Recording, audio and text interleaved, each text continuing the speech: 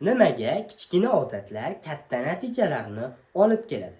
Kim, nimaga, qayerda degan savollarga javob topolmayotgan bo'lsangiz, bugun sizni barcha o'ylantirgan va sizni ichingizni yeb bitirgan savollarga javob topadigan unaqa qimmat bo'lmagan kitob haqida gaplashamiz. Atom odatlar.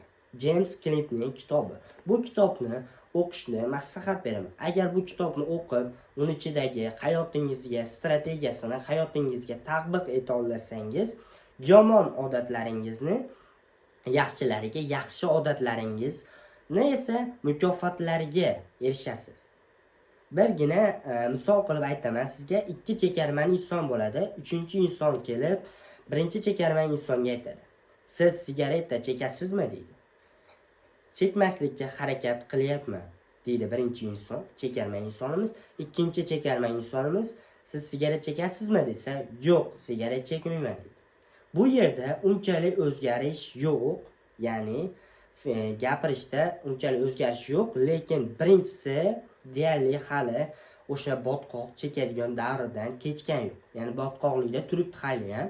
Ikkinchi insonimiz botqoqlikdan chiqib, yo'lda qo'shli, dengizli yo'lda ketayotgan insondir. Tasavvur qilishingiz uchun. Ya'ni o'tgan umri, botqoqdagi o'tgan umrini prosta ko'zini yumdi-da, men u umrdan kechganman deb aytmoqda.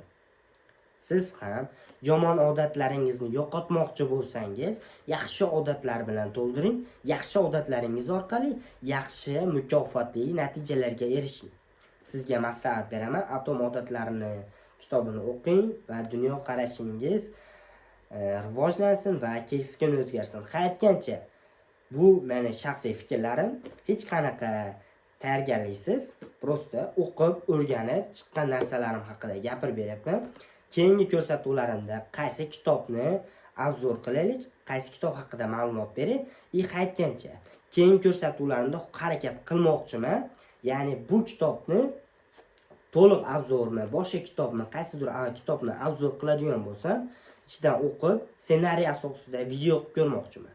Meni asosiy bu videoyimni qilmoqchi bo'layotganim asosiy maqsadim odamlarga birinchi bo'lib manfaat berish, ya'ni kitob o'qishga undash birinchi bo'lib.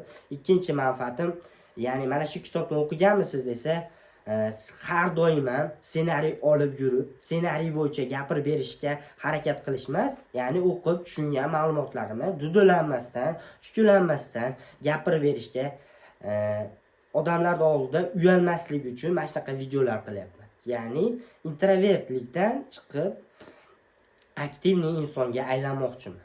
Nima deysizlar? Qo'limdan keladimi? Kommentariyada fikrlaringizni yozib keting. Keyingi ko'rsatuvlarimda qaysi kitobni obzor qilay. Aytgancha, agar kanalimda yangi bo'lsangiz, obuna tugmasini bosib, obuna bo'lib qo'ying.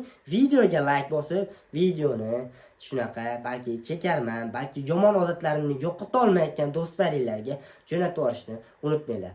Sahifamga obuna bo'lishni unutmang. Sizlar bilan Aziz Muhammad Karim bo'ldi. Ko'rishganda, ko'rishguncha deb qolaman. Sog' bo'lasizlar.